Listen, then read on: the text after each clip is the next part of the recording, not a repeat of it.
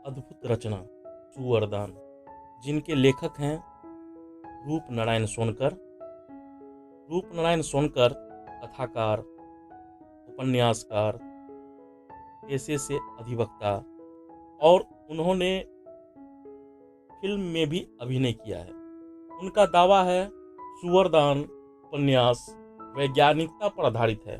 बहुत साल पहले, यानी आज़ादी के बहुत साल पहले, प्रेमचंद जी का उपन्यास गोदान आई थी। गोदान में मरने के समय होरी को गाय का दान कराए जाते ताकि वे इस जन्म के इतर लोक में अच्छे से कटे, अच्छे से रहे। एक कल्पना प्रसूत। उस समय हिंदू सनातन धर्म की यह मानद कल्पना थी कि ऐसा करने से, गोदान करने से दूसरे कालखंड में भी अगर पुनर्जन्म है, पूर्व जन्म है, तो लोग सुघर होंगे। रूपनारायण सोनकर जी की कथा सुवरदान और उनका दावा भी सच साबित हुई है कि ऋतिक रोशन अभिनीत फिल्म क्रिस 3 में उनकी कहानी का हूबहू नकल किया गया है, हूबहू नकल करके बनाई गई है। पहले मैं रूप नारायण सोनकर के बारे में कुछ बता दूं। उन्हें गौरव भारती अवार्ड उत्तराखंड सरकार से भी मिली थी। हिंदी गौरव सम्मान उत्तर प्रदेश के तत्कालीन माननीय राज्यपाल वी सत्यनारायण रेड्डी द्वारा मिली थी। डॉक्टर अंबेडकर विशिष्ट सम्मान भी उन्हें प्राप्त है। उन्हें माननीय शीला दीक्षित, उन्हें पूर्व प्रधानमंत्री बीपी सिंह द्वारा भी सम्मान प्राप्त हुई है। टीवी सीरियल सपने व मंजिल में चरित्र अभिनेता का किरदार उन्होंने निभाया। फीचर फिल्म ईंट का जवाब पत्थर और अब तुम्हारे हवाले वतन साथियों में चरित्र अभिनेता का किरदार निभाया। नाटक एक दलित डिप्टी कलेक्टर व समाज द्रोही में मुख्य भूमिकाएं निभाई। एक टेलीफिल्म रात भर की बात में एक नेता का अभिनय किया।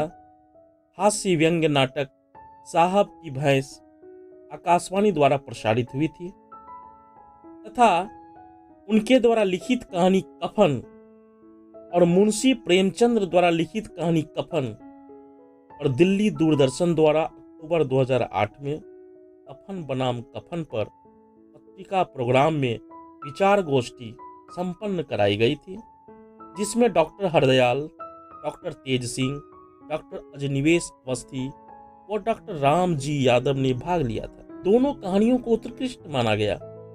उपन्यास डंक प्रकाशित हुई थी 2019 में। छवि फिल्म्स प्रोडक्शन द्वारा उनकी कहानी कफन पर टेलीफिल्म कफन बनाई गई। उपन्यास डंक का लोकार्पण सुलभ शौचालय इंटरनेशनल के निदेशक पद्म विभूषण डॉक्टर बिंदेश्वर पाठक द्वारा वर्ष 2000 में की गई थी। यह उपन्यास सुवरदान वैज्ञानिक बोध कराता है। इनकी कहानियों में कई बातें वैज्ञानिक बोध लिए होती है, जो आडंबर युक्त समाज, अंधविश्वास युक्त समाज को खारिज करता है। जनचेतना का प्रगतिशील कथा मासिक पत्रिका हंस के नवंबर 2000 अंक में भटकटैया नामक शीर्षक से उनके संस्मरण प्रकाशित हुए हैं। उनके शब्दों में रूप नारायण सोनकर जी कहते हैं, जिनके पास कोई मूल विचार व कहानी नहीं होती है, वे दूसरे लेखकों की कहानी और उनके उपन्यासों की कहानी की चोरी करते हैं और सुपरहिट फिल्म बनाते हैं। मेरे ऊपर जो घटना गुजरी है, मैं उसका जिक्र कर रहा हूँ। मैं एक उपन्यास सुवरदान 2000 से लिख रहा था। यह उपन्यास वर्ष 2009 में पूरा हुआ। यह उपन्यास वर्ष 2010 में सम्यक प्रकाशन पश्चिमपुरी नई दिल्ली द्वारा वर्ष 2010 में प्रकाशित किया गया। इस उपन्यास की ख्याति बॉलीवुड के एक प्रसिद्ध फिल्म निर्माता डायरेक्टर श्री राकेश रोशन तक पहुंची। उन्होंने इस उपन्यास की स्टोरी कथा वस्तु और पात्र चोरी करके फिल्म क्रिस 3 बना ली। इस फिल्म ने सफलता के सारे रिकॉर्ड तोड़ डाले। 3 साल के अंदर 600 करोड़ रुपए से ज्यादा का बिजनेस किया। यह फिल्म 1 नवंबर 2013 को रिलीज हुई थी। अब तक यानी वर्ष 2020 तक इसका बिजनेस 1000 करोड़ से भी ज्यादा है। देहरादून छोड़कर मैं जब वर्ष 13 में लखनऊ शिफ्ट हो गया था तो मैं इलाहाबाद हाईकोर्ट की बेंच लखनऊ में वकालत करना चाहता था। 18 नवंबर 2013 को हैदराबाद के एक रिसर्च स्कॉलर्स ने कहा और वो मेरे पास आए कि हम लोग हैदराबाद के एक थिएटर से फिल्म क्रिस 3 देखकर निकले हैं। यह फिल्म आपके सूअरदान उपन्यास पर आधारित है। मैंने तुरंत लखनऊ के फन सिनेमा में फिल्म देखी। मैं फिल्म देखकर दंग रह गया। जो भी फिल्म में दिखाया गया है सब मेरे उपन्यास में मौजूद है। वह मेरे उपन्यास के चरित्र चोरी करके फिल्माए गए हैं। उनमें मानवर जीव प्रमुख है। मैंने आदमी और मादा जानवर मेल से एक नया जीव बनाया था और उसका नाम मानवर रखा था। फिल्म क्रिस 3 में आदमी और जानवर के मैच से एक नया जीव बनाया जाता है। उसका नाम भी मानवर रखा जाता है। मैं मानवर जीव वैज्ञानिकों को मदद से बनाता हूँ। फिल्म क्रिस 3 में भी मानवर जीव आदमी और जानवर की मदद से बनाया जाता है। मेरे उपन्यास का मेन कैरेक्टर मानवर है। यह एक शोध कार्य है जो धरती पर पहली बार आया है। मानवर विश्व के किसी भी शब्दकोश में मौजूद नहीं है। फिल्म क्रिस 3 में शुरुआत में अभिनेता अमिताभ बच्चन बताते हैं काल खलनायक यानी विवेक ओबराय आदमी और जानवर के मेल से एक नया जीव मानवर उत्पन्न करता है। वैज्ञानिकों की मदद लेता है। फिल्म का सुपर हीरो विलेन काल विवेक ओबराय और खलनायिका काया कंगना रनौत स्वयं मानवर है। मेरे उपन्यास सूअरदान का सुपर विलेन सत्यनारायण त्रिपाठी अपंग है और व्हील चेयर पर चलता है। यह खलनायक 15 से ज्यादा मर्डर कर चुका होता है।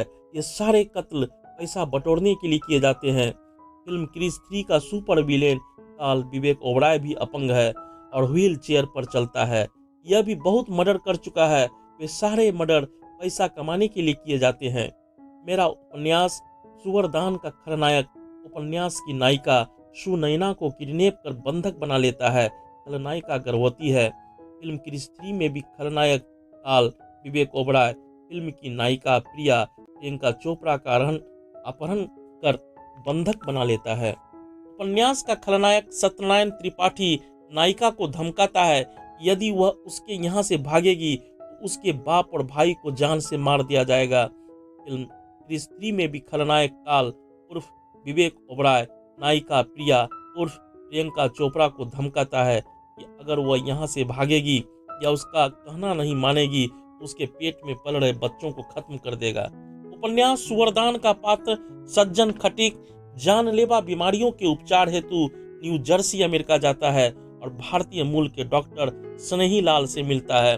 फिल्म क्रिस 3 में जानलेवा बीमारी के उपचार हेतु वैज्ञानिक मेहरा यानी ऋतिक रोशन सिंगापुर जाता है और भारतीय मूल के डॉक्टर सिद्धांत आर्या से मिलता है। उपन्यास सूअरदान में एरोप्लेन के दुर्घटनाग्रस्त होने की बात कही गई है। फिल्म क्रिस 3 में भी एरोप्लेन को दुर्घटनाग्रस्त होने से बचाया जाता है। उपन्यास सूअरदान में खलनायक को जलते हुए दिखाया गया है। फिल्म क्रिस 3 में भी खलनायक को जलते हुए दिखाया गया है। कई सारे तमाम बातें क्रिस 3 का मेल उपन्यास सूअरदान से आती है। उपन्यासकार रूपनारायण सोनकर की शिक्षा BA LLB है। उनकी अनेक कृतियां प्रकाशित हो चुकी है। जहरीली जरें कहानी संग्रह, सूअरदान उपन्यास, नागफनी आत्मकथा और जो कि सूअरदान कई भाषाओं में भी अनुवाद हो चुका है। फिलहाल वे उत्तराखंड में रहते हैं और कई सारे सामाजिक गतिविधियों में भी भाग लेते हैं। सूअरदान कहानी से सबको पढ़नी चाहिए और इनसे प्रेरणा ग्रहण करनी चाहिए कि अंधविश्वास और आडंबर युक्त समाज में हम नहीं जिए, उसका खंडन करें और इसके साथ साथ प्रसिद्ध आलोचक नामवर सिंह ने भी उनके विषय में कहा है कि रूपनारायण सोनकर ने जहरीली जड़ें कहानी संग्रह, नागफनी आत्मकथा, डंक उपन्यास से दलित साहित्य में विशिष्ट स्थान बनाया है। आज वह अग्रिम पंक्ति के दलित लेखक हैं। सोनकर ने दलित अस्मिता और चेतना को शिखर पर पहुंचाते हुए कफन, सदगति और दूध का दाम 3 चर्चित कहानियां लिखी। उनकी कहानियों के संबंध में महान लेखकों को विचार दिए जा रहे हैं। माननीय राजेंद्र यादव भी उनके बारे में लिखा है कि रूपनारायण सोनकर की आत्मकथा नागफनी में हाय मार डाला की चीखें नहीं सुनाई पड़ती है, बल्कि इसमें साइलेंट रेवोल्यूशन है। डॉक्टर अजय नावड़िया लिखते हैं, कुछ दिनों बाद हो सकता है सोनकर दलितों के प्रेमचंद बन जाए। डॉक्टर सुधीर सागर लिखते हैं, सोनकर का कथा साहित्य डॉक्टर अंबेडकर के विचारों से ओतप्रोत है। इसके लिए सोनकर की भूरी भूरी प्रशंसा होनी चाहिए। ख्यात कवि व आलोचक कमल भारती लिखते हैं, डंक उपन्यास ने 60 से 90 वर्षों के उपन्यासों के इतिहास को ध्वस्त कर दिया है और उपन्यास विधा को एक नया मोड़ दिया है। प्रोफेसर ओडम राज लिखते हैं, डंक उपन्यास इब्न बतूता के भारत भ्रमण वृत्तांत के समक्ष एक ट्रेवलॉग शैली का उत्कृष्ट उदाहरण है। इसी तरह पद्म विभूषित डॉक्टर बिंदेश्वर पाठक, प्रोफेसर माघम नागदा, प्रख्यात आलोचक प्रोफेसर तेज सिंह और मूलचंद सोनकर जैसे महान आलोचक, समालोचक, समीक्षक भी सुवरदान को उत्कृष्ट रचना मानते हैं और सचमुच में सुवरदान सभी को पढ़नी चाहिए। यह एक उत्कृष्ट रचना है भी। मुंशी प्रेमचंद के उपन्यास गोदान के विरोध में सुवरदान लग रहा था, लेकिन ऐसी बात नहीं है। सुवरदान एक सापेक्ष विज्ञानिता पर आधारित उपन्यास है, जबकि मुंशी प्रेमचंद का उपन्यास गोदान सामाजिक चेतना लिए और समाज के उद्भेदों से जुड़े हुए यह उपन्यास है। सुवरदान के प्रति हमारी शुभकामनाएं।